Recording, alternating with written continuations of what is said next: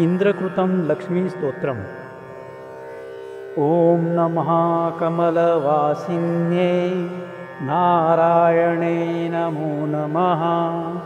कृष्णप्रियाय साराय पद्माय च नमो नमः। पद्मपत्रेक्षणाय च पद्मस्याय नमो नमः। पद्मासनाय पद्मिन्ये वैष्णवे च नमो नमः। सर्वसम्पत्स्वरूपाय सर्वदात्रे नमो नमः। सुखदाय मोक्षदाय सिद्धिदाय नमो नमः। हरिभक्तिप्रदात्रे च हर्षदात्रे नमो नमः। कृष्णवक्षासिताय च कृष्णेशाय नमो नमः। कृष्णशोभास्वरूपाय रत्नपद्मे च शोभने सम्पत्यधिष्ठातृदेवे च महादेवे नमो नमः। सस्याधिष्ठातृदेवे च सस्याय च नमो नमः। नमो बुद्धिस्वरूपाय बुद्धिदाय नमो नमः।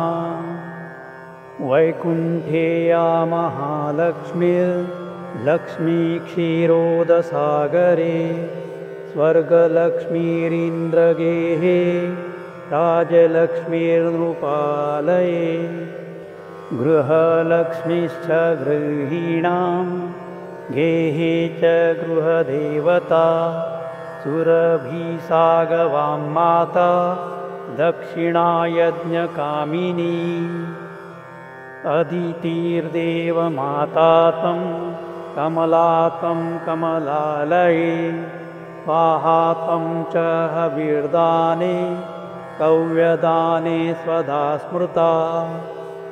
त्वं हि विष्णुस्वरूपा च सर्वाधारा वसुन्धरा शुद्धसत्त्वस्वरूपा त्वं नारायणपरायणा क्रोधहिंसावर्जिता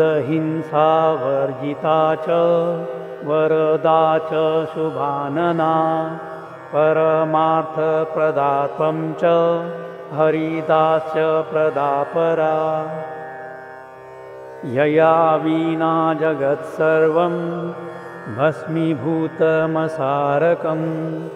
जीवन्मृतं च विश्वं च शवतुल्यं यया विना सर्वेषां च परात्पं हि सर्वबान्धवरूपिणी यया विना न सम्भाष्यो बान्धवैर्बान्धवा सदा। त्वया हीनो बन्धुहीना त्वया युक्ता स बान्धवा धर्मार्थकाममोक्षाणां त्वं च कारणरूपिणी। यथा माता स्तनन्धाना शिशूनां शैशवे सदा तथा त्वं सर्वदा माता सर्वेषां सर्वरूपतः। मातृहीना स्तनत्यक्ता सचेज्जीवति दैवतः त्वया हीनो जना कोऽपि न जीवत्येव निश्चितम्। सुप्रसन्नस्वरूपा त्वं मां प्रसन्ना भवाम्बिके वैरिग्रस्तं च विषयं देहि मह्यं सनातनी।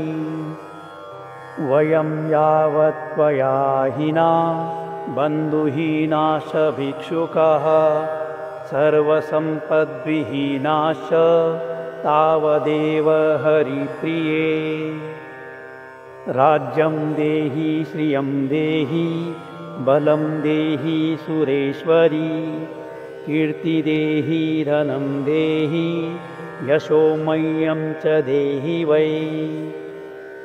कामं देहि मतिं देहि भोगान् देहि हरिप्रिये ज्ञानं देहि च धर्मं च सर्वसौभाग्यमिस्थितं प्रभावं च प्रतापं च सर्वाधिकारमेव च जयं पराक्रमं युद्धे परमेश्वर्यमेव च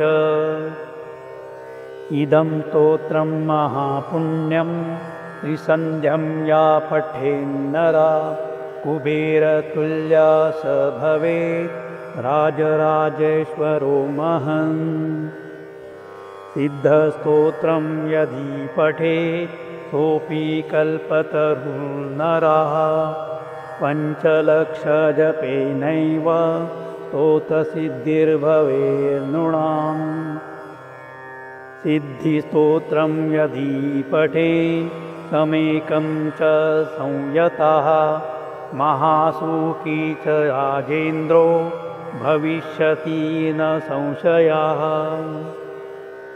इति श्रीब्रह्मवैवर्तमहापुराणे इन्द्रकृतं लक्ष्मीस्तोत्रं सम्पूर्णम्। हमारा ईश्वर अनुभूति चैनल का यह वीडियो आप सबको अच्छा लगा तो ज़रूर सब्सक्राइब, लाइक और शेयर करें और बेल आइकॉन प्रेस करें ताकि हमारे आने वाले सभी नए वीडियो का आप सबसे पहले आनंद ले सकें। धन्यवाद।